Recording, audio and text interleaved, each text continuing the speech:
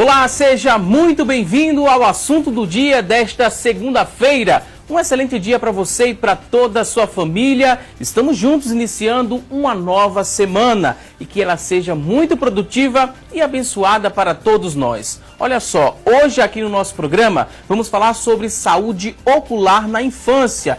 Isso mesmo, a visão ela se desenvolve durante esse período da vida, na infância, alcançando a maturidade por volta dos 5 anos de vida. Por isso, é muito importante que os problemas da visão sejam tratados o quanto antes. Com o início da vida escolar, é possível perceber a presença de problemas refrativos como miopia, astigmatismo e hipermetropia, que podem prejudicar o aprendizado. Outro problema importante que precisa ser corrigido ainda na infância é a ambliopia, ou seja, olho preguiçoso. Para nos ajudar a entender melhor o assunto, estamos recebendo aqui no nosso estúdio duas convidadas que entendem bastante sobre o tema. Primeiro vou apresentar a doutora Ana Carolina Collier, ela que é oftalmopediatra do Instituto de Olhos do Recife.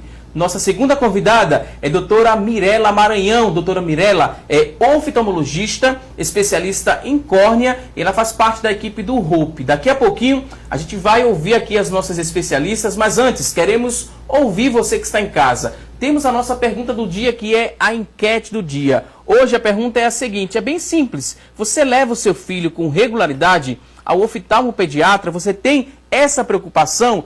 Participa com a gente, manda aí sua resposta na nossa fanpage, que é o facebook.com/assunto do dia. É o nosso espaço lá na internet. Também você pode interagir conosco através do nosso WhatsApp. O nosso número é o 992094819. É o nosso WhatsApp, já está aqui em mãos. Você pode escrever sua dúvida, mandar várias perguntas aqui no nosso WhatsApp, que daqui a pouquinho nossas convidadas terão o maior prazer em responder a sua dúvida sobre o tema. A gente vai começar já a interagir, vamos começar a aprender sobre o tema muito importante para você, papai, você, mamãe que está em casa nos acompanhando, fique atento aqui, que o programa está cheio de informações. E eu queria dar boas-vindas aqui às nossas convidadas. É um prazer recebê-las aqui no nosso espaço, doutora Ana Carolina Collier. Seja muito bem-vinda, fique à vontade aqui no nosso programa.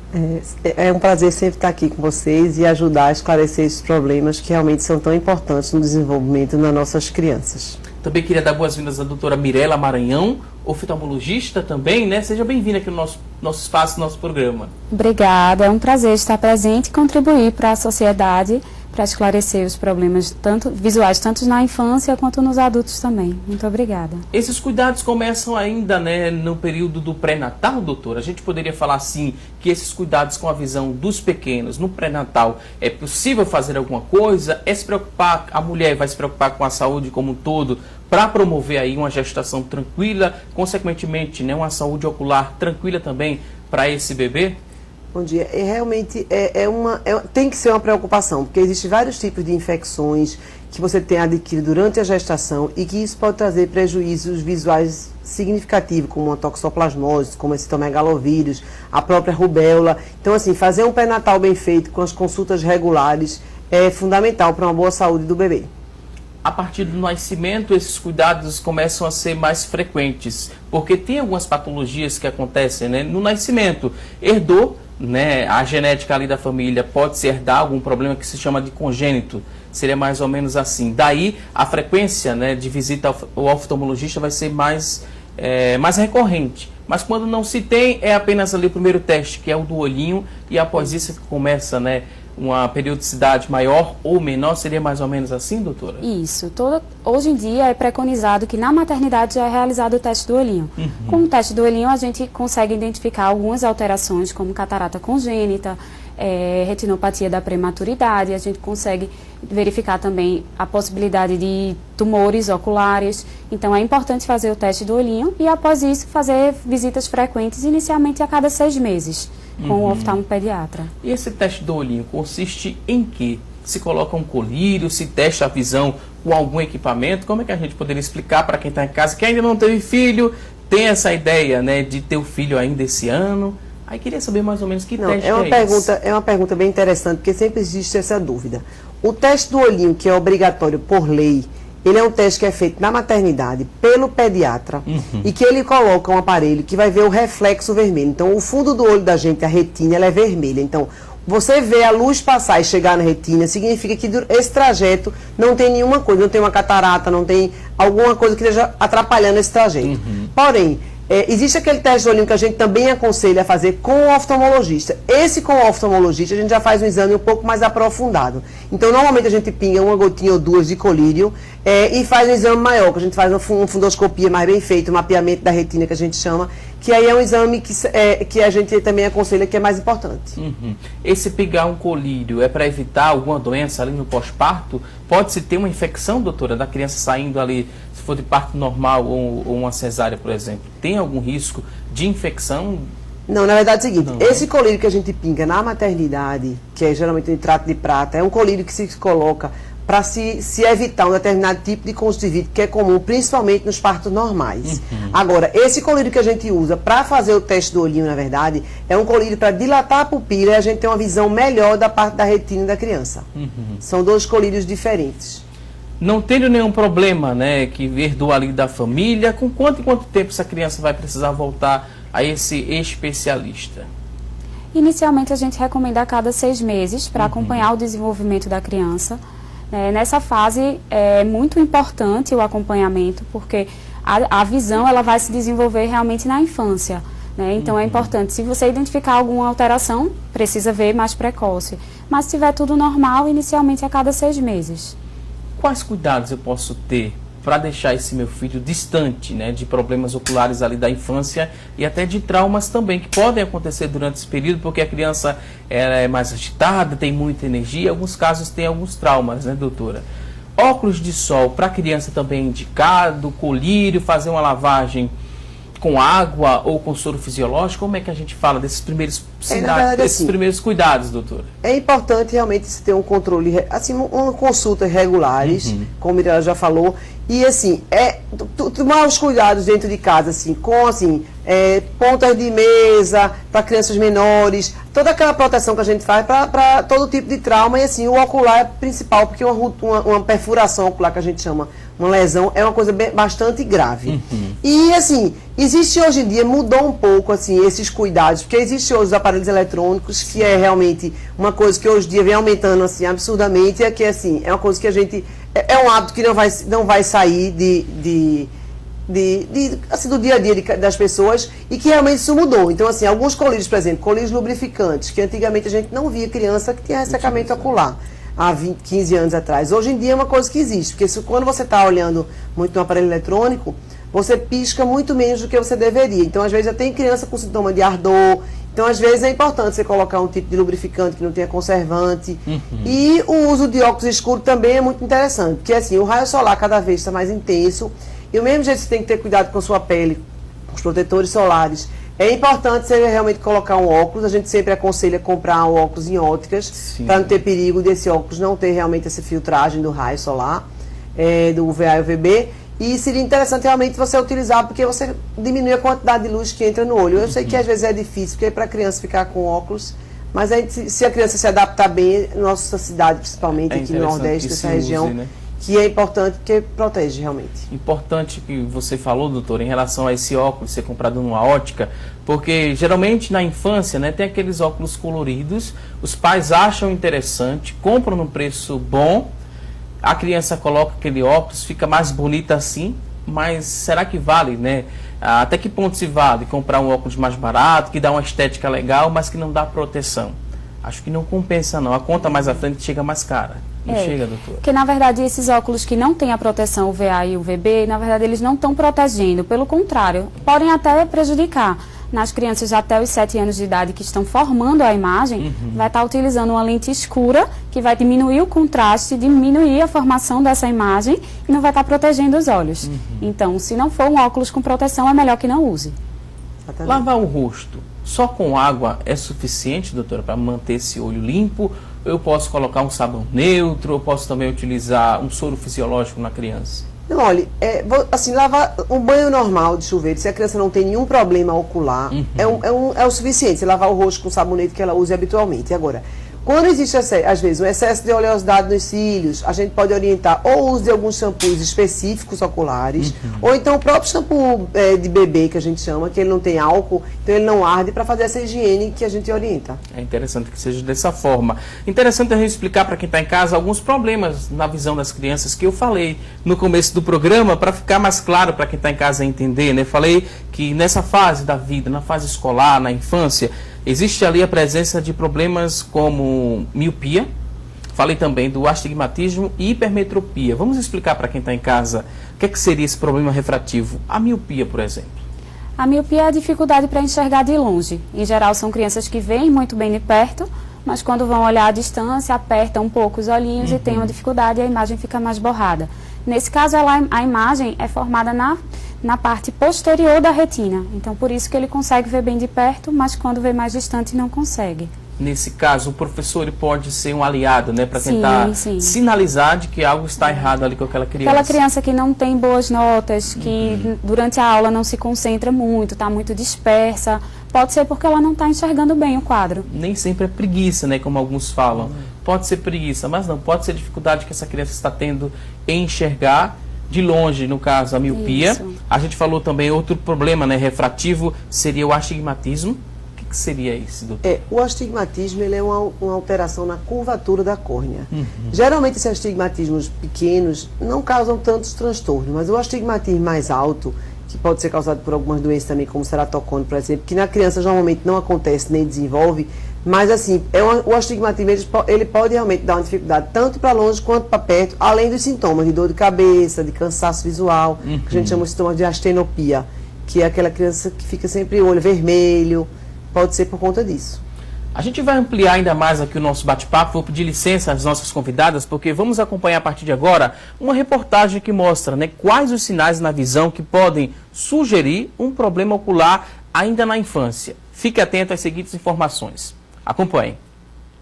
Que é importante cuidar da saúde dos olhos, isso nós já sabemos. Mas o que pouca gente sabe é quando devemos iniciar as visitas ao oftalmologista. Uma pesquisa realizada pela Agência Internacional para a Prevenção pela Cegueira, órgão ligado à OMS, Organização Mundial de Saúde, constatou que 8 em cada 10 casos de problemas oculares poderiam ser evitados se caso houvesse um diagnóstico precoce. Já no teste do olhinho, podemos identificar para tratar problemas que podem se tornar sérios mais tarde. Quando a criança nasce, na maternidade, o próprio pediatra já faz o teste do olhinho. Mas é o que a gente gosta de chamar de teste do olhinho simplificado, que tem um valor enorme, mas ele não substitui o teste do olhinho completo realizado pelo oftalmologista. Então, o teste completo avaliado pelo oftalmologista, só realizado por oftalmologista, geralmente oftalmologista pediátrico, né? Oftalmopediatra. A médica oftalmologista ainda destaca os problemas mais comuns encontrados nas crianças e que podem ser tratados já nos primeiros meses de vida. Ela também passa orientações para os pais de como eles podem identificar que os filhos estão com algum problema na visão. Na verdade, na criança, a mãe tem um papel muito importante, porque é sempre quem está acompanhando a criança, né, de forma mais próxima. Mas os sinais de maneira clara. Geralmente a criança se aproxima um pouquinho da televisão, ou pega o tablet ou o celular, o computador muito pertinho, porque não está enxergando bem de longe. Então aproxima a tela para poder enxergar melhor. Às vezes ela coça muito o olho, né, porque aquela visão embaçada, ele tenta coçar o olho para focalizar a imagem. Às vezes o olho está lacrimejando, o olho fica vermelho, a criança queixa de dor de cabeça. Geralmente uma dor de cabeça em cima do olho, que a criança sempre refere depois que ela passa muito tempo assistindo televisão, ou quando ela volta na escola, ou seja, depois que ela faz o esforço para enxergar, aí ela começa a sentir a dor de cabeça. Esse é o pequeno Ruizinho. Ele frequenta o consultório oftalmológico desde bem cedinho. A família sabe da importância do cuidado com os olhos. A gente já vem trazendo o Ruizinho a um acompanhamento de 6 em 6 meses, porque a gente sabe a importância, né, de uma criança ter o acompanhamento, porque futuramente pode ter algum problema de visão e ser muito tarde para corrigir esses erros. Rui é um paciente aqui que eu já fiz o teste do olhinho e já acompanho ele tem 3 anos e na verdade ele está tudo bem, não tem nada com ele. Mas a Sociedade de Oftalmopediatria orienta que até 2 anos de idade a criança faça uma consulta ao oftalmologista de 6 em 6 meses. Por que de 0 a 2 anos de idade, de 6 em 6 meses? Porque o crescimento do olho e a formação da visão está num ritmo muito acelerado. Então, de 0 a 2 anos de idade, o acompanhamento tem que ser semestral.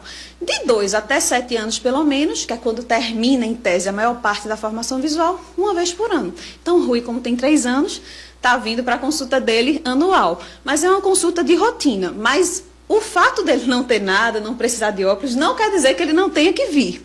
Ele vem, a gente pinga o colírio, dilata a pupila, checa a visão, vê se apareceu algum grau, faz o exame do fundo do olho, a pressão, vê tudo nele. Com toda a energia que uma criança saudável pode ter, é importante ficar de olho nas brincadeiras para evitar que acidentes aconteçam. Saber como agir em situações de estresse pode salvar a visão da pessoa prejudicada. Em caso de acidente, geralmente é algum corpo estranho que cai dentro do olho. O passo fundamental é sempre levar logo ao oftalmologista. Porque se você levar numa urgência geral, né, numa urgência pediátrica, a gente não vai ter os aparelhos que a gente precisa para examinar. Como, por exemplo, aqui o microscópio, que amplia o tamanho do olho e a gente consegue ver se tem alguma coisa dentro do olho. Mas, assim, em caso, o que é que se pode fazer? Se você acha que caiu alguma coisa no olho do teu filho, irriga com soro fisiológico. Uma irrigação abundante. Pode colocar muito, muito soro.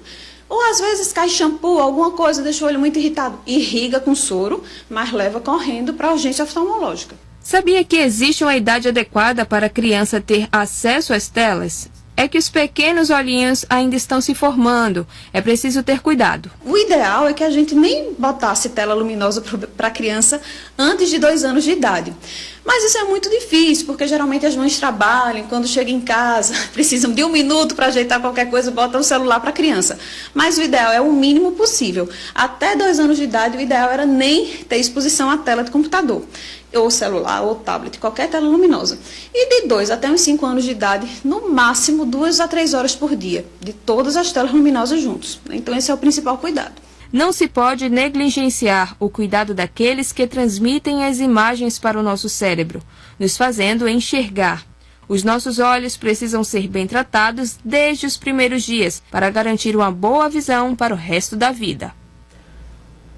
Uma boa visão para o resto da vida, se você seguir aqui à risca as informações que estamos repassando, com toda certeza você vai dar uma atenção maior à visão. O pequeno Rui, ele não tem nenhum problema, o Ruizinho, né? Mas ele visita com uma certa periodicidade. O oftalmologista é um belo exemplo para a gente mostrar a você que está em casa. Agora teve algo da reportagem que chama bastante atenção. A questão da idade, né? Até que idade é possível, né, estar à frente de um tablet, de um smartphone. A gente viu que antes dos 2 anos de idade, as especialistas recomendam que não tenham esse acesso.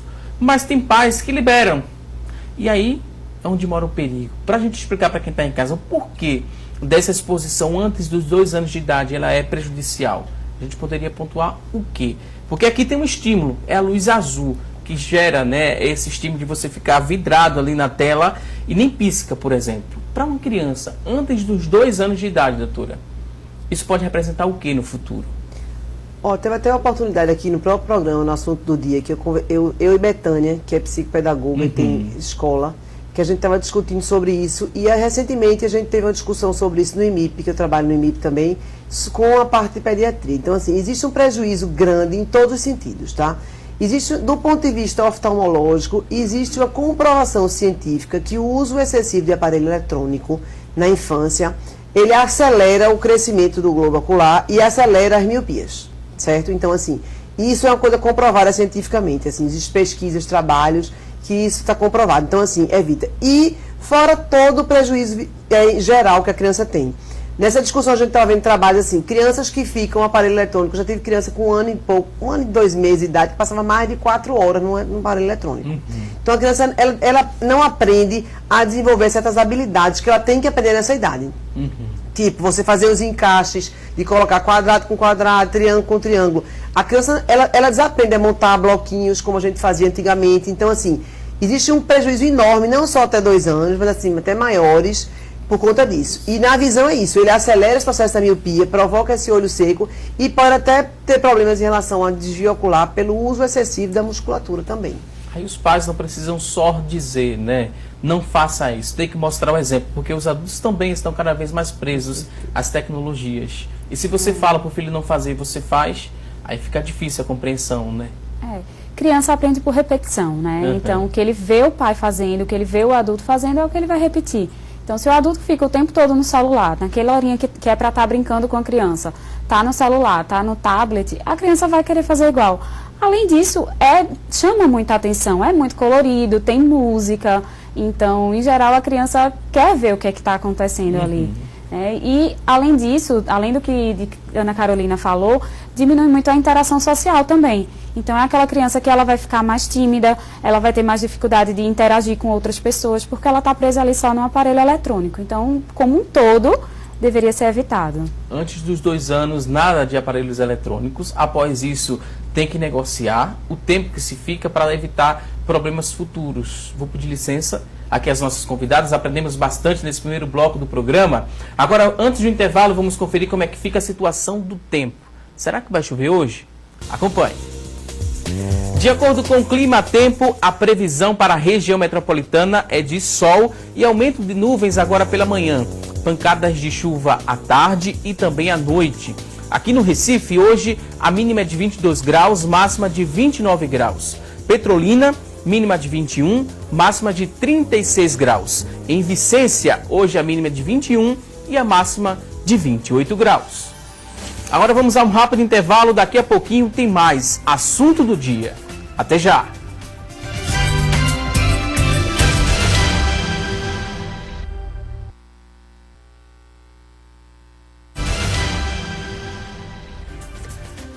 Já estamos de volta com mais assunto do dia e agora vamos movimentar um pouco mais aqui o programa. Vamos a um giro pelo trânsito da região metropolitana do Recife. Avenida 17 de Agosto é o primeiro ponto que a gente vai conferir. Olha só, sentido centro, que é o lado direito do seu vídeo. O trânsito está fluindo sem complicações.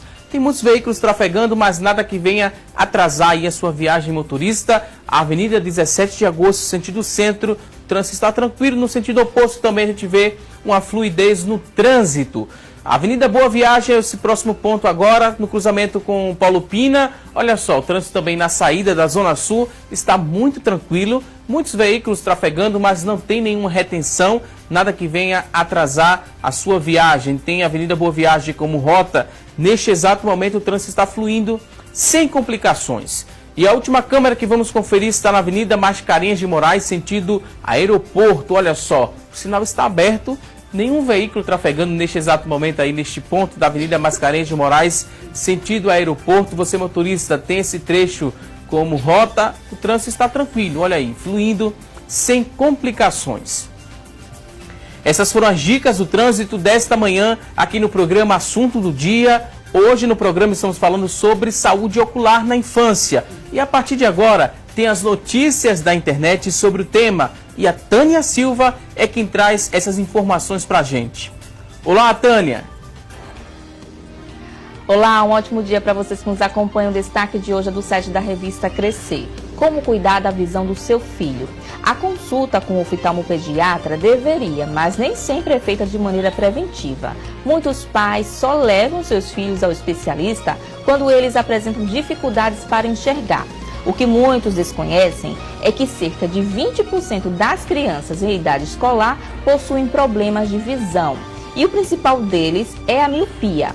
A coordenadora do Núcleo de Oftalmopediatria da Universidade Federal de São Paulo, Célia Nakanami, alertou sobre a importância da percepção dos pais sobre a dificuldade de enxergar das crianças, já que, segundo a médica, alterações sérias nos olhos se desenvolvem nos primeiros anos de vida. Por isso, a prevenção é fundamental. É o que mostra uma pesquisa realizada pela Agência Internacional para a Prevenção da Cegueira. 8 em cada 10 casos de problemas na visão poderiam ser evitados caso houvesse um diagnóstico precoce. Agora a gente volta ao estúdio. Muito obrigado, Tânia Silva, pelas notícias da internet. Foram dados importantíssimos. Ela falou, né, doutora, na pesquisa, 20% das crianças em idade escolar apresentam um problema na visão. E esse problema, às vezes, é sinalizado ainda pela professora. Dentro da escola, às vezes um pai consegue também enxergar quando a criança está ali brincando e ela tem uma dificuldade de desenvolver aquela atividade. Ali também pode ser um momento de parar e procurar o oftalmopediatra, porque pode se diagnosticar precocemente e tratar também na infância esse problema. É bom que aconteça dessa forma. É o ideal, não é verdade, doutora? Não é isso. E assim, a previsão é que em 2050, 50% da população jovem seja míope. Por conta do uso excessivo desses aparelhos eletrônicos, de todo esse contexto. Então, assim, os professores realmente são grandes aliados nossos, porque eles convivem com essas crianças no dia a dia e eles percebem, não só isso, mas às vezes é uma falta de interesse na sala de aula, às vezes é uma criança que desenvolve bem e de repente ele passa a não desenvolver. Então, tudo isso é importante, essa interação da gente, dos pais, com a parte da escola. E ter essa preocupação, né, em ter o cuidado, em prevenir esses problemas. A miopia pode ser prevenida ou não pode? A miopia ela é genética, né? Mas o avanço importante da miopia pode ser prevenido, se diminuir o uso de telas, diminuir o uso excessivo da visão de perto, né? Mas ela tem um fator genético importante. Tá? Então, a criança que vai ser não míope, é modificado, né, isso doutor? não tem como modificar. Não tem como modificar. Temos uma informação para quem está em casa agora, na verdade, algumas telas que mostram sinais que podem acender esse alerta ao papai e à mamãe que está em casa nos acompanhando, sinais de problemas ainda na infância, na visão do seu filho. A gente vai mostrar aqui e vocês bem vão explicar como já estão fazendo desde o começo do programa. Um primeiro sinal que é muito interessante é o reflexo do olho branco, né? Às vezes até numa fotografia é possível ter a noção desse reflexo do olho branco. Um olho fica mais avermelhado quando se tira uma foto com flash e outro fica ali com um reflexo branco. Isso pode ser sinal de qual problema, por exemplo? O reflexo do olho branco, que a gente chama de leucocoria, é um alerta importante, porque ele geralmente sinaliza para um problema maior. Ele pode ser causado por um dos principais causas, assim, é um dos principais tumores da infância, que chama o retinoblastoma, porque isso aí ele impede a imagem de chegar na retina, que é vermelha, então esse impedimento é que faz esse reflexo ficar branco. E uma das coisas também comuns são as cataratas. Então, as principais causas do reflexo branco na infância é a catarata congênita, ou a catarata infantil, e o retinoblastoma, além de outros problemas na córnea. Essas opacificações de córnea também pode ser a causa do reflexo do olho branco. Então, assim, percebeu, é um caso de urgência, procurar o oftalmologista imediatamente. E essa catarata congênita, ela pode ser vista, ou ela é vista geralmente ali no teste do olhinho, e essa criança é indicada a fazer a cirurgia para tentar reverter aquela situação? Ela é percebida no teste do olhinho. O pediatra, em geral, vê que tem alguma coisa diferente, mas é o oftalmologista, de fato, quem vai perceber durante o exame, né, no teste do olhinho feito pelo oftalmologista. Deve ser operada o mais precocemente possível. Né? Quanto mais tempo demorar para operar a catarata, vai ficar com opacidade e vai impedir o desenvolvimento da visão da criança, né, que pode causar no futuro um estrabismo, que é um desvio ocular, uma baixa de visão permanente. Então, quanto antes operar, melhor. Outro sinal importante que a gente também já falou muito bem aqui no programa é o baixo rendimento escolar, que às vezes é confundido por falta de atenção da criança, por desinteresse, até mesmo por preguiça, né, doutora? Mas não é. Pode ser um problema na visão. Não, é por isso que a gente realmente recomenda, mesmo que a criança não tenha nenhuma queixa, porque nem sempre a criança informa que está com dificuldade, é importante fazer uma avaliação, porque a gente vê realmente que a criança às vezes tem um baixo rendimento escolar, às vezes por graus nem tão altos, mas que faz trocas de letras, então você confunde a criança que não está aprendendo por preguiça daquela criança que realmente não vê. Então a gente pega às vezes, não é tão raro no consultório, e outro fator também é assim, aquele fato às vezes a criança ter grau no olho e não ter no outro. Isso é importante também se diagnosticar, que a gente vai falar sobre isso também. Mas é importante sim fazer uma consulta rotineira por conta disso. Muito importante também a gente falar sobre aquele apertar os olhos para enxergar. A gente falou no começo do programa, né, doutora Mirella? Isso. Como já foi falado antes, às vezes é a criança que tem uma dificuldade para enxergar e ela fica apertando, coçando o olhinho, como se quisesse clarear a imagem, como se quisesse tirar o que está manchado na frente. Né? Então, isso é importante. Além disso, pode ser um sinal também de... a criança que coça muito os olhos pode ser um sinal de alergia também, que é importante a gente acompanhar, que no futuro pode desenvolver outras doenças, como o ceratocone.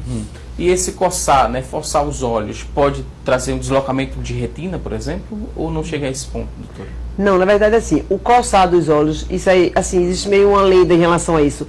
O coçar dos olhos não causa um descolamento de retina, tá certo? Como também ler, dirigir, quando está dentro do carro, que é outra dúvida. Isso não é um causador de descolamento de retina. Agora, o coçar, que assim, a alergia também, por conta da poluição do meio ambiente, é cada vez mais frequente, como a Mirella falou, ele pode causar no futuro uma doença chamada ceratocone, que é uma alteração na curvatura da córnea, que realmente já é comprovado que um dos fatores causadores é realmente a coceira excessiva. Vamos seguir para a próxima tela. Temos aqui outros problemas ali na infância. São sinais que podem aparecer. Você deve ficar bem atento. Grudar, né, o rosto no computador ou no livro para enxergar. Pode ser um sinal de quê, por exemplo, doutora Mirella? Pode ser um sinal de hipermetropia. Aquela criança que tem uma dificuldade de ver de perto. Então, ela vai trazer a imagem para perto para tentar enxergar melhor. Ou até de uma miopia mais alta também. Que quanto mais distante um pouquinho, maior a dificuldade, então ela vai aproximar. Então, geralmente é associado com erros refrativos, que a gente chama. Isso se corrige com grau, usando óculos. O óculos, isso. Próximo ponto fala sobre as crianças maiores, né, que já conseguem externar o problema que está sentindo. Ela vem a reclamar quando não está enxergando. Isso é muito interessante o pai ouvir, porque às vezes pode levar, né, na esportiva, achar que é uma brincadeira, que é uma queixa da criança que não deve ser levada em consideração, mas deve sim, e os oftalmos pediatras estão aí para ajudar essa criança. Não, com certeza. Existem aquelas crianças que realmente dizem que não está enxergando. Existem aquelas também que dizem, estão com vontade de usar óculos. A gente percebe no exame que não tem nada. Mas, assim, na dúvida, sempre é importante levar. Porque muitas vezes eles estão falando a verdade mesmo. Então, e tem mãe que chega, às vezes, a criança está reclamando há muito tempo e a mãe fica, não dá ouvidos. E às vezes se arrepende, porque quando chega lá, às vezes a criança tem realmente grau alto. Então, assim, a criança estiver reclamando, leve. Na dúvida, pode ser, se tiver tudo bem, ótimo. Mas, assim, realmente é importante, porque muitas vezes eles têm problemas oculares. E esse grau, ele começa ali do 0 e é um grau positivo, negativo, ou depende? Como é que a gente explica para a criança usar esse óculos? Como é que vocês avaliam e repassam, né, esse óculos? Vai depender. O grau positivo é a hipermetropia. O grau negativo é a miopia, basicamente isso. E aí vai depender o grau que a criança tem, né? E a gente tem um consenso, não são todos os graus que a gente passa. É normal as crianças pequenas terem um certo grau de hipermetropia, é fisiológico que a gente chama, e a partir do momento que existe uma diferença de um olho para outro, ou que a gente vê que a visão não está se desenvolvendo de forma semelhante, a gente deve prescrever, né? Ou se são graus realmente mais altos. Miopia, na maioria dos casos a gente já prescreve se está tendo alguma dificuldade na imagem mesmo, na visão. E com o passar do tempo, esse grau tende a aumentar? Quando a criança vai se tornando adolescente, jovem, chega na fase adulta da vida, esse grau, ele só faz aumentar ou tem como estagnar também esse grau, doutora? É o seguinte, existe uma idade, porque assim, a miopia é um grau que habitualmente ele aumenta, porque à medida que você cresce, o olho cresce e a miopia aumenta. Já a hipermetropia é o inverso, geralmente ela é mais alta quando você é mais jovem e à medida que você vai crescendo, que o olho vai crescendo, ela vai diminuindo. E o astigmatismo, ele tem um comportamento variável, tanto ele pode aumentar como estabilizar e às vezes chega até a diminuir, mas assim, a miopia sempre aumenta e a hipermetropia geralmente diminui. E o principal medo, né, dos papais que chegam com os filhos nos consultórios? É de usar aquele óculos com grau muito forte, que a lente ela é mais grossa um pouco, que a gente falava de fundo de garrafa. Existe esse medo nos consultórios desses pais quando levam o filho ou não? Hoje em dia a gente consegue fazer lentes mais finas, mesmo com graus mais altos. Então já não tem tanto esse problema. O problema é o filho ficar na sala de aula, né, disperso, sem conseguir se concentrar porque não está enxergando. Isso aí é um problema para o professor principalmente, né, doutoras? Não é comum a criança às vezes que, por exemplo, a miopia, você não nasce com ela, depois de uma certa idade ela desenvolve. Então, às vezes é aquela criança que sempre teve um desenvolvimento bom e de repente é aquela criança que começou a não prestar atenção, a perturbar durante a aula e que querendo se aproximar. Então, isso é muito comum, principalmente nas miopias, de isso acontecer, entendeu? De essa criança que fica dispersa e realmente é porque a partir daquele momento começou a surgir algum problema visual. Vamos falar mais sobre o tema, temos participações aqui através do nosso WhatsApp, tem muita gente interagindo no 99209-4819, que é o nosso WhatsApp. Vamos começar a repassar algumas dúvidas dos telespectadores. Tem a participação aqui do Kleber Vital, ele de Águas Compridas, está adorando aqui as explicações das convidadas, e o Kleber pergunta sobre o seguinte: como identificar a catarata congênita e há outro tratamento além da cirurgia, no caso das crianças? A identificação é no teste do olhinho, que é feito não só pelo pediatra, mas pelo oftalmopediatra, né? Mais ou menos assim que a gente aprendeu. Tem outro tratamento para não se fazer a cirurgia na catarata na infância? Não, é o seguinte, a catarata, dependendo do nível, em geral, a catarata congênita é uma catarata que é bem importante e que, na maioria das vezes, ele é cirúrgica, tá certo? Você opera. Existe um tipo de catarata que é comum também, que é a que chama catarata pontiforme polar, porque pode ser o caso que ele tá perguntando. Esse tipo de catarata, que às vezes é uma catarata muito pequena, discreta, em geral a gente não submete a cirurgia, mas a maioria das cataratas congênitas, elas são cirúrgicas e a cirurgia deve ser feita o mais precocemente possível, a partir de 4 semanas de vida, 1 mês, porque para desenvolver esse eixo da visão, para poder começar a criança a desenvolver a visão. A gente falou sobre aquele ponto branco, né? Aquele branco no olho que pode ser visto através de uma fotografia. Tem participações aqui sobre isso. A pessoa não se identificou, mas mora em Olinda. E ela disse que viu nas redes sociais, né, algumas informações sobre isso. Tirando uma foto e o bebê ali saiu um olho vermelho e outro não, com flash. Isso é verdade. Mas já no bebê é possível ver isso? E é interessante que esse bebê ele tenha, né, esse estímulo do flash? Ou não? É muito precoce tirar foto de criança, ainda bebê, com flash. É subjetivo. Não, na verdade, não, assim, é verdade assim, o reflexo vermelho, inclusive existe até uma dúvida, porque às vezes depende da posição que você tira a foto. Por exemplo, se a criança tem um desvio ocular, quando você tirar a fotografia, porque a imagem só fica vermelha se você tirar a foto de frente para os olhos, a pessoa estiver olhando para os olhos, vai passar através da córnea, do cristalino, que é transparente, e vai chegar aquele reflexo vermelho na retina.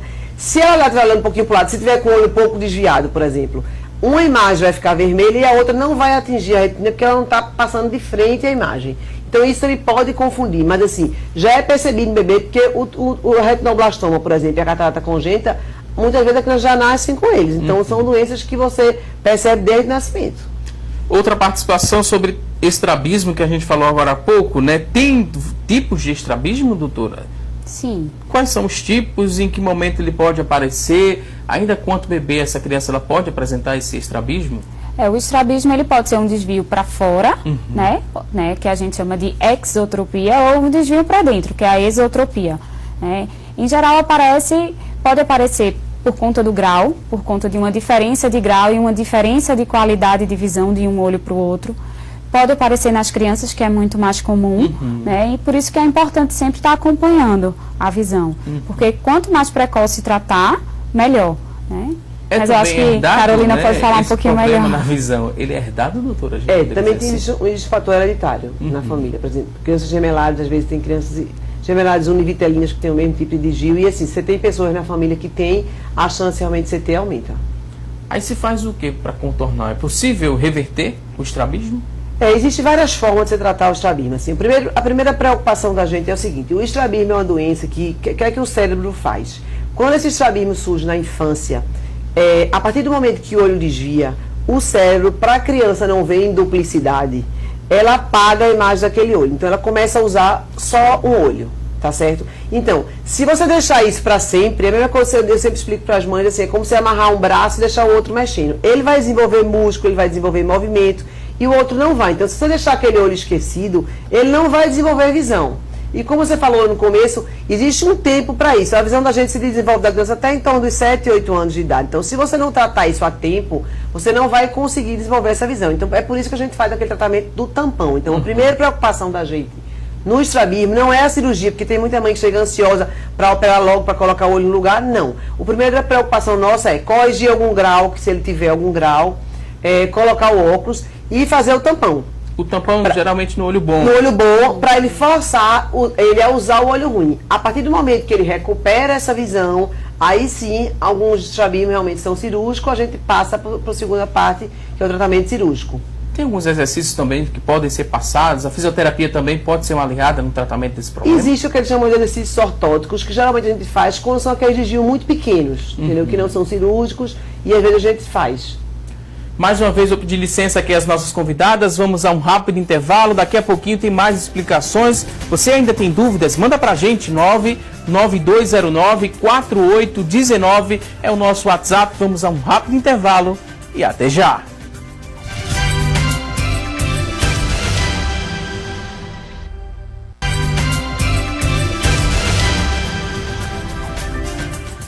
Já estamos de volta com mais assunto do dia aqui na tela da Rede Brasil de Comunicação. Hoje aqui no programa estamos falando sobre saúde ocular na infância. E olha só, lápis no olho, arranhão do gato ou cachorro, queimadura também por produtos químicos estão entre as causas mais frequentes de traumas oculares ainda na infância. um segundo ali de distração e o acidente ele acontece. Dados da Organização Mundial da Saúde mostram que cerca de 55 milhões de traumas oculares ocorrem a cada ano, registrando as atividades por pacientes de mais de um ano de vida. Olha só, cerca de 40% dos casos de trauma ocular, eles ocorrem ainda na infância e sendo a maioria deles registrados em meninos. Será que tem uma explicação para isso, né? 40% dos traumas acontecem ali na infância e esses traumas são mais frequentes em meninos. Eles são mais trelosos, eles brincam mais, se arriscam mais, têm menos noção ali do perigo, doutor?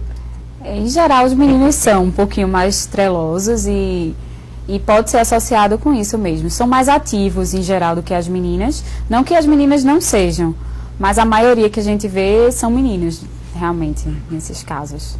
E a gente falou, né, 40% dos casos de traumas acontecem ali na infância. É um número muito elevado, doutora. Que se não for levado em consideração, esse problema ele pode ser irreversível? Esse trauma que foi causado ali na visão da criança? Não, realmente o trauma ocular em criança é uma coisa grave, tá? A maioria dos traumas, ainda bem, são coisas mais superficiais, um arranhão na córnea, até às vezes uma lesão nessa partezinha branca do olho, que é a conjuntiva hemorragia.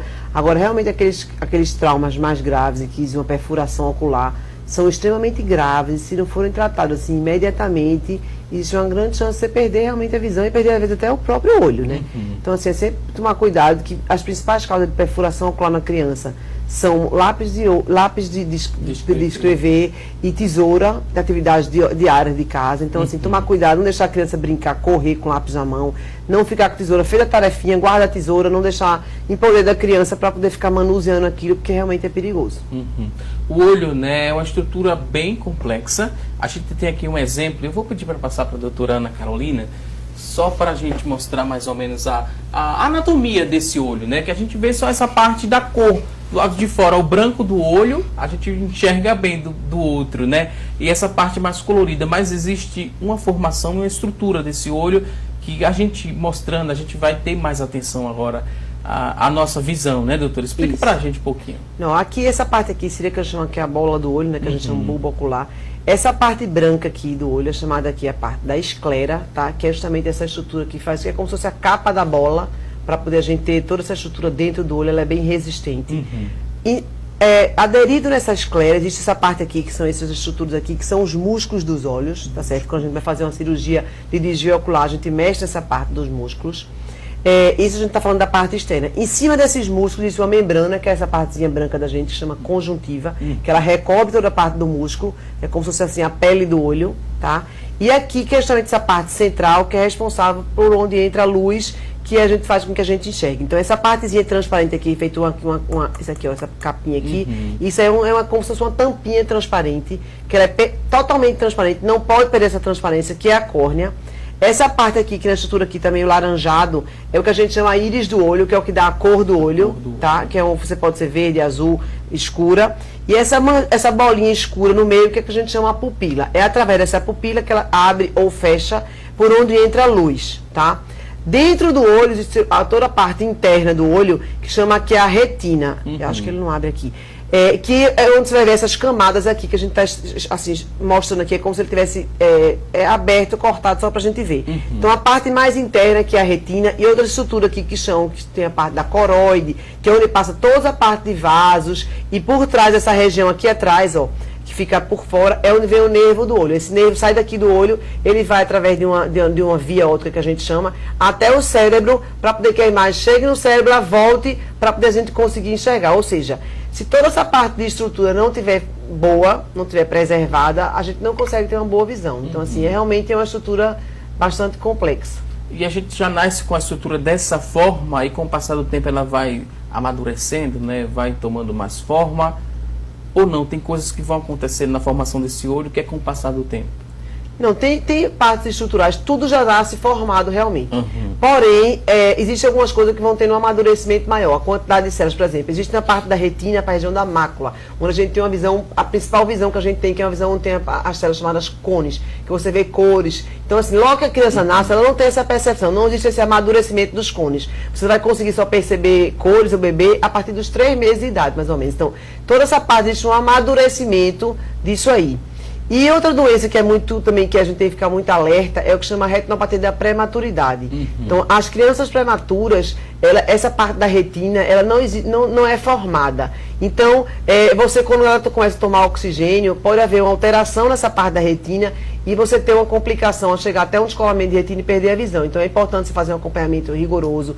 Geralmente, as UTIs têm, mesmo nos hospitais públicos, existe assim, um controle disso. A Fundação, junto com a gente lá no IMIP, a gente faz toda essa cobertura para que essas crianças sejam tratadas. Porque se realmente surgir essa doença, ela tem que ser tratada o mais precocemente possível para que a criança não perca a visão. Como aquela criança que ganhou o prêmio da FIFA. Sim. Ele perdeu a visão por retinopatia da prematuridade. Nasceu com 6 meses, eu acho. Aqui, na verdade, como ela já falou, o olho ele já nasce, mas ele também, à medida que vai crescendo, o olho vai crescendo também, com isso vai modificando a estrutura, por exemplo, da córnea. A córnea, ela vai modificando com o passar do tempo, então às vezes a criança nasce com um pouco mais de grau, né, um pouco mais de astigmatismo, que a tendência é que com o crescimento vai diminuindo, por conta dessa modificação também da córnea. Consegui abrir aqui, doutora, mostrando a parte mais interna desse olho, né? A gente vê aqui, o que é que a gente enxerga aqui, doutora? São terminações nervosas, tem terminações nervosas, mas aí o que está pintado aí são os vasos. Geralmente os azulzinhos são as veias, os vermelhos são as artérias, que é onde justamente assim, a gente sempre diz que os únicos vasos visíveis do olho são a retina, entendeu? São dos olhos. Então, realmente, é onde você vê, por exemplo, pacientes que têm diabetes, alterações nos vasos da retina, pressão alta. Às vezes, o primeiro sinal é você observar isso.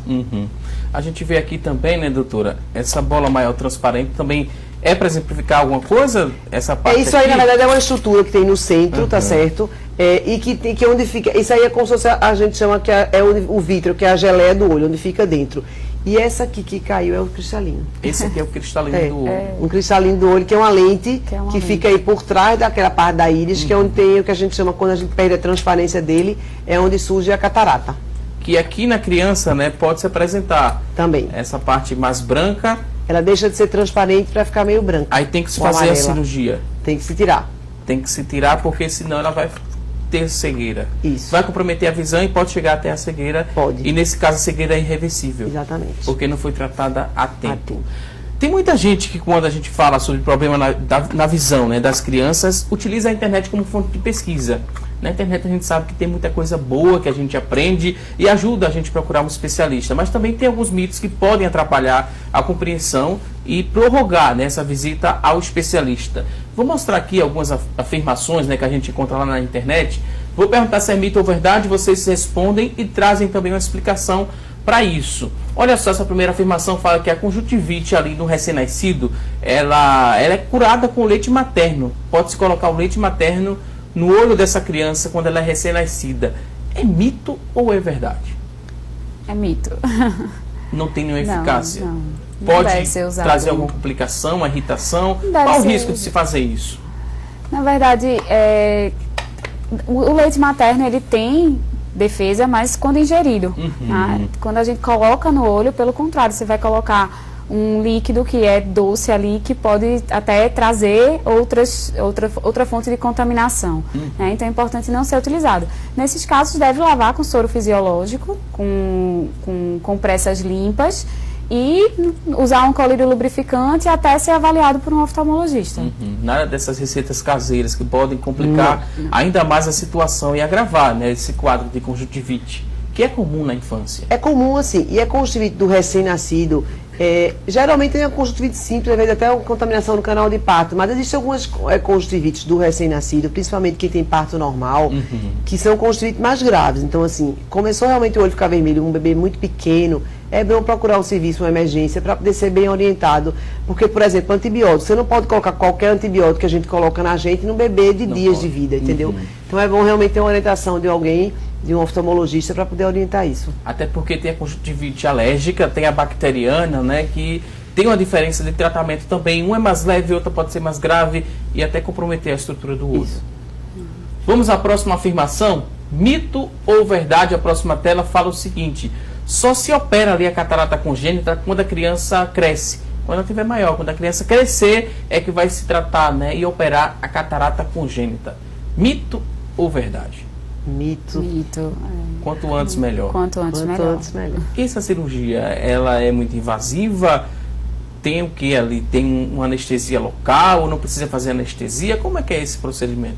Não, em criança nessa idade sempre tem que ser anestesia geral. Cirurgias em geral em crianças, normalmente a gente faz com geral, porque a criança não vai conseguir ficar acordada e colaborar. E assim, a gente também não vai segurar uma criança, criar um trauma numa criança de ficar acordada e para fazer um procedimento que assim, com anestesia local, dá uma injeção no olho de uma criança. Então assim, criança, a grande maioria das cirurgias são realmente com anestesia geral. É uma cirurgia invasiva, tá certo? Que tem vários cuidados, é uma cirurgia extremamente delicada, difícil. A cirurgia da catarata congênita ela é mais difícil do que a cirurgia da catarata do adulto, tá? A estrutura do globo ocular. E existe todo assim, além da cirurgia, todo um acompanhamento, todo um segmento de estimulação de visão. Então, realmente, é uma cirurgia bem delicada. A criança, em geral, ela inflama mais o olho do que o adulto. Verdade. Então, o acompanhamento tem que ser bem mais cuidadoso e bem mais de perto. Então fique atento aí, respondemos. E a próxima afirmação, será que é mito ou verdade? Que o lacrimejamento, né? Aquele lacrimejamento, ele cura sozinho, não precisa procurar especialista em ninguém. Vai curar só. Mito ou verdade essa afirmação na internet? Será que é verdade ou mito? Lacrimejamento em criança? É mito. Você vai ter que procurar a causa primeiro, né? O lacrimejamento pode ser por um esforço visual excessivo, pode ser porque a criança está muito tempo usando a visão de perto, então está piscando menos e faz com que produza uma lágrima reflexa, que é somente com água, então ela escorre. Pode ser por alergia, né? Pode ser algum corpo estranho que caiu, então a gente tem que procurar a causa. Né? Lacrimejamento, quando está lacrimejando, significa que alguma coisa aconteceu. Então é importante procurar um serviço para nada de curar avaliar. só, né? Tem que procurar o especialista. Próxima afirmação fala o seguinte, é mito ou é verdade? Toda pupila branca é causada por catarata. Mito ou verdade? Olha, a pupila mesmo branca, em geral, pode ser catarata, porque assim, a estrutura que fica mais próxima da pupila é o cristalino. Porém, existem algumas doenças de dentro do olho, algumas doenças da infância, como o próprio tumor ocular, o retinoblastoma, uma doença chamada doença de Coates, que é uma doença que dá mais em meninos em torno de 5, 6 anos de idade, e que é o crescimento de uma massa intraocular, que não chega a ser um tumor, mas assim, toda a causa de pupila branca não é catarata, é a mais comum, mas não é só catarata, não. Vamos à próxima. Ler demais prejudica a visão. Mito ou verdade? Será que prejudica? Não, né? Pode causar desconforto, né? Se for uma leitura em excesso, pode causar um certo ressecamento e um desconforto. Pode prejudicar nesse aspecto, porque esse ressecamento, se a pessoa não cuidar, pode acabar machucando a córnea, mas a visão em si, não. É interessante colocar uma luz, né, em direção àquele papel que eu estou lendo, ou não evitar isso? É preciso evitar, não é? Qual a recomendação para quem gosta muito de ler? Pode falar. Assim, existe uma recomendação que realmente você tem que ter uma boa luminosidade para poder você realmente ter uma boa leitura e assim, forçar menos a visão. Em relação a isso, por exemplo, um dos fatores que faz com que a miopia aumente é o menos contato com a luz do sol, certo? Então, nesses trabalhos foram vistos o quê? A luminosidade do sol, ele tem em torno de 10.000 lux, que é a unidade de luminosidade que eles chamam. Uma luminosidade boa dentro de uma sala, ela tem 500 lux, por mais que você ilumine. Então, ou seja, é muito menor. Então, isso aí é um fator que, por exemplo, faz com que desenvolva mais miopia. A luz, esse excesso de luz, tipo a luz do sol, ela estimula um determinado receptor no organismo que faz com que esse olho cresça menos e apareça menos miopia, por exemplo. Então, assim, é importante você ter uma boa luminosidade, para você ter uma boa leitura, para uma boa saúde ocular. Então, é importante você iluminar. E até o ambiente de luz externa é melhor. Se tiver chance. Em Singapura, nos países orientais, que o índice de miopia é altíssimo, eles estão fazendo umas salas de aula no meio dos parques, toda de vidro e que não tem luz artificial, só luz natural. Coisa boa. Era bom que chegasse aqui também, né? Principalmente na região metropolitana, porque as estações, já estamos na primavera, bonitas, mas enquanto está no inverno não é essa chuva toda, seria uma boa alternativa. Vamos para a próxima afirmação, mito ou verdade? Olha só, ler com pouca luz enfraquece a visão da criança. É isso que a gente falou. Isso foi que a gente acabou de explicar, né, doutora Mirella? Exato. Vamos à próxima, mito ou verdade? O estrabismo, ele cura-se sozinho. A gente já viu aqui que não, isso aqui é um mito, eu aprendi. Tem que ter um cuidado, tem que fazer um tratamento adequado. Em alguns casos se chega à cirurgia, mas tem outros que nem precisa, né? Não é mito mesmo. O estrabismo não se cura sozinho e que você tem que procurar, porque assim, por trás do estrabismo, pode ser o estrabismo puro, mas o por trás do desvio, às vezes pode ter um problema mais grave. Então, às vezes, um olho que tem alguma deficiência visual, ou por um próprio tumor, por alguma deficiência, ele pode vir a desviar porque ele não vê. Então, é importante. Não existe aquela história também, só se começa a tratar estrabismo a partir dos 2 anos. Isso não existe. Detectou o desvio, você tem que procurar um especialista. Excelentes explicações, vou pedir licença mais uma vez às convidadas, vamos a um rápido intervalo, é aquele momento de você beber uma água, tomar um café e aguardar. Daqui a pouquinho a gente volta. Até já!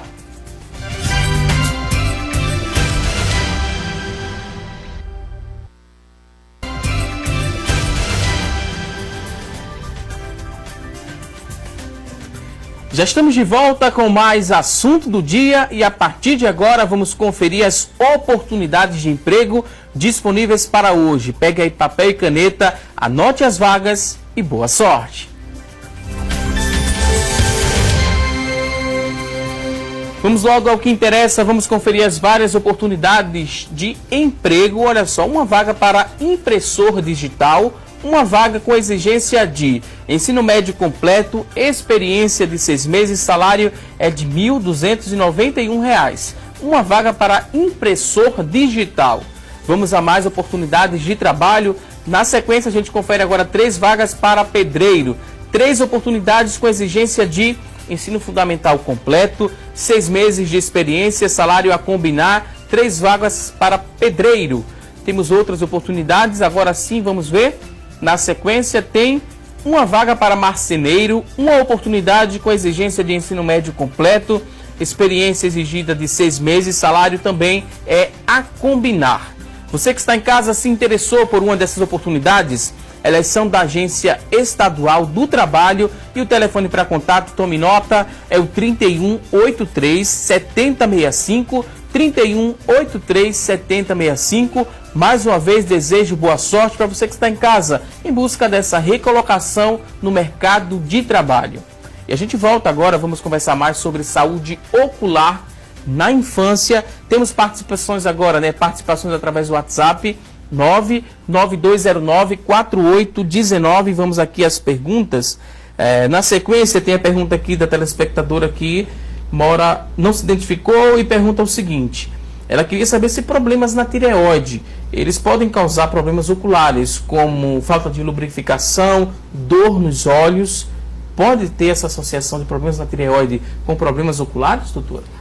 Pode sim. O hipertireoidismo ele pode causar uma exoftalmia, que a gente chama, né, que é o olho ficar um pouco mais para fora. E com isso, quando a gente fecha a pálpebra, não oclui totalmente, pode causar ressecamento, dor também. Então é importante que o paciente que tenha hipertireoidismo, ele seja acompanhado pelo oftalmologista para ver se está evoluindo para isso também. Outra participação aqui, a pessoa não se identificou, mas fala que o filho tem 2 anos. 2 anos de idade, ela não lembra se ele fez o teste do olhinho. Ele nasceu num hospital particular em Caruaru e gostaria de saber se pode se fazer ainda esse teste do olhinho, ele com 2 anos de vida. Ela disse que não lembra de jeito nenhum. Será que pode se fazer ainda nessa idade? Tem algum efeito? Vai surtir algum efeito fazer ele com 2 anos de vida? Não, assim, o teste do olhinho propriamente dito, ela não vai fazer. Vai fazer realmente um exame oftalmológico completo e que a gente vai avaliar se ele tem algum problema, que inclusive assim, ele está na idade que ele já deveria ter feito, se ele não fez nenhuma vez, entendeu? Nenhuma consulta oftalmológica, seria importante ele fazer. E ela fala, né, que percebeu que quando ela está passeando com ele na rua, os olhos lacrimejam muito mesmo. Quando ela está na rua, leva muito vento, ou até mesmo a claridade ou poeira. Ela percebeu isso, do lacrimejamento em excesso. E ela ainda não foi, mas tem que ir. Exatamente, então descobrir qual é a causa disso, né? Porque lacrimejamento pode ser o quê? Pode ser várias coisas que provocam isso. Vamos fazer aquela revisão? Pode ser por conta de uma alergia, né? Pode ser por conta de corpo estranho, ou a criança que está usando muito a visão para perto e está ressecando um pouco os olhos, ou mesmo algum grau de ressecamento, sem ser relacionado com o uso da visão. Tem a participação agora da Graça. Graça mora em Olinda e ela agradece a produção pelo tema escolhido e parabeniza aqui as convidadas pelas explicações. Elas são excelentes, a gente agradece aqui a Graça e repassa aqui o reconhecimento e elogio às nossas convidadas. Ela queria saber se o uso excessivo de colírio desde a infância pode comprometer a visão. ela diz que tem uma pressão ocular alterada e faz uso contínuo de colírio. Será que desde a infância, se ela tivesse usado? Não, na verdade, assim, complicação? existe alguns colírios, então assim, é por isso que a gente recomenda assim, que medicamento tem que ser prescrito pelo médico, porque às vezes ele pode ser um colírio aparentemente inofensivo e não é. Então existem alguns colírios, tipo corticoide, por exemplo, que você consegue comprar na farmácia, mas é um colírio que ele, a longo prazo ele vai dar sérias complicações, ele pode levar a glaucoma até uma catarata precoce. Então assim, realmente, alguns colírios, assim, a medicação em geral deve ser por orientação médica. E ela fala sobre essa questão da pressão ocular alta, né? Tem a ver com a pressão arterial ou não? São coisas distintas, pressão ocular e pressão arterial. Não tanto, né? A pressão ocular ela é mais um fator genético realmente, que é ou um excesso de produção ou uma diminuição na filtração de um líquido que a gente tem dentro do olho chamado humor aquoso. No caso dessa paciente, o uso de colírio, por exemplo, se ela usa desde a infância um colírio lubrificante, não teria grandes problemas. Mas se ela tem um glaucoma, se ela tem um aumento da pressão intraocular, ela tem que usar um colírio hipotensor. Então, se ela não usar, ela vai ter muito mais problemas do que usando a longo prazo. Alguns dos colírios de glaucoma, eles provocam um certo grau de olho seco. Então, esses pacientes precisam complementar com colírio lubrificante também. Então, vai depender do colírio que usa. Glaucoma pode se apresentar na infância? Pode. É grave, E o doutor? glaucoma congênito é grave e é uma das principais causas de cegueiras no mundo, é glaucoma congênito. Porque a criança, quando já nasce com ele geralmente causa um aumento do globo ocular, que a gente chama buftalmo, que é como se fosse olho de boi, né? Aquele olho grande, aquela córnea grande, e que se não for operado, tratado precocemente, ele leva a cegueira. É um glaucoma grave. Temos mais participações aqui. A Janete Matos. Janete mora em Rio Doce, Olinda. Parabeniza também as convidadas e queria saber se exercícios, né, nos olhos, eles podem ser, eles são prescritos e evita que a pessoa use óculos, por exemplo, ou não? Não, isso não é verdade. Infelizmente, as pessoas acreditam nisso, mas os exercícios, eles não existem exercícios para melhorar os problemas de visão relacionados aos problemas refrativos. Os exercícios que a gente utiliza são os exercícios ortóticos, para quando pacientes têm desvios muito pequenos, tá? Mas não existe exercício para curar glaucoma, catarata, erro refrativo, não, isso não existe, é mito. E aproveitando assim, porque existe um alerta, porque existe uma pessoa que está difundindo isso, escreveu livros sobre isso e dizendo que as pessoas fazem exercícios para tratar glaucoma. Você pode tirar o seu colírio, suspenda seu colírio, para você fazendo exercício, você vai melhorar isso, vai melhorar seu grau. Isso não é verdade. Não tem pessoas nenhum, ficando né, cegos por conta disso. O Conselho Brasileiro de Oftalmologia já está providenciando a parte jurídica em relação a isso, porque tem muita gente sendo enganada e assim, o prejuízo é enorme e quando você vai voltar atrás não tem mais jeito. Então assim, não suspenda colírio de glaucoma, por exemplo, para fazer exercício ocular. Isso não existe. Não suspenda em relação a óculos. Não existe nada que você possa fazer. Então, assim, os exercícios que existem, como ela falou, são exercícios, às vezes, para tratar um pequeno desvio. Agora, esse exercício, isso não é verdade. É um alerta bem importante em relação a isso. Tem no diagnóstico, né? Já faz o acompanhamento. Continue. Se tem uma dúvida, pergunte ao oftalmologista. Não vai acreditar em tudo que você vê pela internet, exatamente, porque nem tudo tem um embasamento. Tem muita gente se aproveitando. E a melhor pessoa que vai poder orientar sobre os seus olhos realmente é o oftalmologista. É a pessoa que estudou e está preparada para isso. Então, se o seu oftalmologista prescreve uma medicação para você porque você tem glaucoma, é porque você realmente precisa. Aí vem uma pessoa utilizando de outras formas que infelizmente é para ganhar dinheiro e prejudicando muitas pessoas, porque no futuro isso vai comprometer bastante a saúde da nossa população. Eu digo, se você tem dúvida do seu colírio, eu não sei, eu não gostei, procure outro especialista para poder se tirar essa dúvida. Opinião. Mas assim, é importante, porque glaucoma é uma doença que ela não cega rapidamente. Agora, se ela não for tratada, ela vai cegar e é uma cegueira irreversível. Então, assim, às vezes você acha, não, mas eu peguei, mas eu suspendi porque minha vizinha. Não faça isso. Procure um médico. Se você não gostou, se você está na dúvida, procure outro especialista. Mas, assim, é uma doença que você tratando, ela tem cura, você vive a sua vida inteira sem nenhum problema. Agora, se você realmente negligenciar, ela vai cegar e realmente é uma cegueira irreversível, infelizmente. Suspender a medicação nunca por indicação de ninguém, nem fazer automedicação também, né? Se uma visão pode representar risco e pode levar a cegueira em alguns casos. Exato. Vamos a mais participações, tem muita gente elogiando aqui as nossas convidadas, muita gente interagindo. E sobre lentes de contato, Na infância, é possível tratar ou corrigir algum problema utilizando lente de contato? Sim ou não? Sim, sim. Não é comum a gente utilizar nas crianças, porque a lente de contato ela vai estar em contato direto com os olhos, então é uma fonte maior de infecção se não for bem cuidada. Mas existem casos que a gente precisa. Crianças que têm uma diferença de grau muito grande de um olho para o outro e que não tolera o óculos, então a gente precisa lançar a mão da lente de contato. E geralmente a gente faz um acompanhamento mais próximo, a gente faz um acompanhamento junto com os pais também, ensina como manusear, né? Mas pode ser utilizado sim, agora com um cuidado muito maior do que no adulto. Um cuidado maior também, né? Essa consulta no oftalmopediatra é uma especialidade que ainda tem poucos profissionais aqui no nosso estado, e essa consulta era diferenciada, doutora? Ela demora mais um pouco por conta de se tratar de criança, tem que ter todo ali um processo de preparação e trato com essa criança? Não, você realmente tem que ter assim, uma certa experiência para lidar com criança, né? Como assim em todas as áreas, mas eu particularmente, que atendo muita criança, eu acho até mais fácil atender criança. Entendeu? Mas assim, realmente uma consulta que requer assim, uns cuidados a mais, tem que ter uma certa paciência. Dentro do consultório tem algumas coisas que atraem realmente as crianças, uns brinquedos, uma forma de você medir a visão diferente. Então assim, realmente precisa de alguns detalhes a mais para você conseguir fazer realmente uma boa consulta. Nessa fase agora, né? Chegamos na primavera, estamos nos encaminhando agora para o verão. Tem alguns cuidados que os pais e as mães poderiam adotar para evitar problemas na visão das crianças? Nessa época tem algumas doenças que afetam os olhos, que elas ficam mais frequentes, que são as doenças sazonais, né? Nesse período mais quente. Conjuntivite a seria gente tem um aparecimento. Conjuntivite a gente tem o ano todo, né? Tem alguns períodos do ano que são um pouquinho mais frequentes. Né? Quando a gente inicia o período de chuva, geralmente vem acompanhado de outras viroses, né? Nessa período mais quente também surge.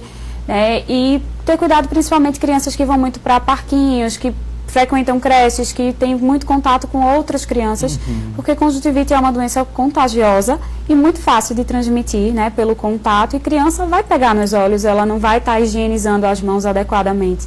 Então tem que ter um cuidado um pouco maior. Com praia e piscina, também precisa ter um cuidado. Tem crianças que gostam de ficar observando tudo que tem debaixo d'água, né? Abre os olhos ali na piscina, no final do dia está aquele olho bem vermelho. Tem que se evitar isso. A criança não evitando, o pai faz o quê para tentar contornar aquela situação? Na verdade é difícil, porque você evitar que a criança não abra o olho dentro da água é difícil. E também esse calor que a gente está, você evitar também de...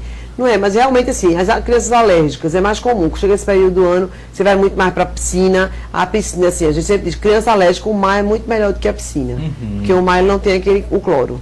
Então, assim, a criança que vai... Então, é tomar esses cuidados. Dizer assim, se for uma criança que já é alérgica, que o pai já sabe, conversa com o oftalmologista, as dicas que você pode ter em relação, se vai para a piscina, quando você sair, você pode botar um colírio antialérgico com um lubrificante. E o uso dos óculos escuros, se a criança realmente tolerar, é uma boa dica. Usar esses óculos escuros com procedência é muito importante. Isso. Eu comprando óculos na ótica, é 100% garantido de que ali eu vou estar protegido? Olha, teoricamente sim, assim, porque existe toda uma fiscalização nas óticas do Inmetro, e que você só pode vender ali um produto que realmente ele tem certificado para que ele se destina, entendeu? Então, assim, eu particularmente nas óticas que a gente trabalha aqui na região metropolitana, a gente não vê nenhum problema em relação a isso não. Todo mundo que compra realmente são produtos realmente de boa qualidade. Doutora Mirella, na praia, passando óculos, é mais baratinho. Compra ou não compra com meu filho? De jeito nenhum. Não tive tempo de passar na ótica. O que é que eu faço? Melhor colocar um chapéu, utilizar guarda-sol, mas colocar o óculos sem procedência é pior do que não utilizar. Vai dar uma falsa proteção. A pupila vai dilatar. A pupila dilata mais, entra mais luz e acaba sendo mais prejudicial. E nas crianças pequenininhas, atrapalha também a visão do contraste. Excelentes explicações. Vou pedir licença pela última vez. No começo do programa a gente fez uma pergunta que foi a enquete do dia. Hoje a pergunta foi se você leva seu filho com regularidade ao oftalmopediatra. Das pessoas que ligaram para a gente, participaram, 33% disseram que sim, que tem essa preocupação em levar com regularidade. 67% disseram que não. Ou que ainda não, porque é muito importante você ter, né, essa preocupação, ter essa visita frequente ao oftalmopediatra para evitar problemas, né, e ter orientações corretas sobre a saúde ocular do seu filho.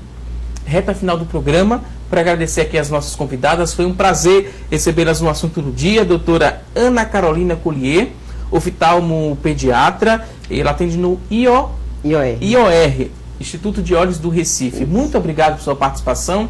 Considerações finais, fique à vontade, doutor. Então, a gente que agradece de estar aqui mais uma vez, ter uma oportunidade de explicar e sempre falar de um assunto tão importante que é a visão das nossas crianças, né? Que assim, a criança, você está desenvolvendo ela para o resto da vida. Então, você tem que realmente tomar cuidado, porque as maiores causas de cegueira na criança são cegueiras preveníveis. Então, se ela tiver uma orientação e um acompanhamento, ela não vai evitar que isso aconteça. Então, assim, agradecer mais uma vez a participação aqui, Assunto do Dia, que é sempre um prazer estar aqui fazendo algumas considerações. Prazer é nosso, doutora. Volto mais vezes. Também queria agradecer a doutora Mirela Maranhão, ela que é oftalmologista, atende no RUP. Ela também é especialista em córnea. Doutora, muito obrigado. Considerações finais, fique à vontade. Eu que agradeço o convite mais uma vez, pela importância de esclarecer para a população e pensar, como Carolina falou, nossas crianças são o nosso futuro. Então, é muito melhor a gente prevenir do que no futuro a gente ter que tratar essas crianças e ter que resolver problemas. Então, é muito melhor a gente cuidar precocemente, né? E foi um prazer. Obrigada. Voltem mais vezes. Muito obrigado pela participação. Você que está em casa, obrigado pelo seu carinho e audiência. Não se esqueça, amanhã teremos um novo encontro ao vivo, a partir das 9h30 da manhã, aqui na tela da Rede Brasil de Comunicação. Um excelente dia, um forte abraço e até amanhã, se Deus quiser. Até lá!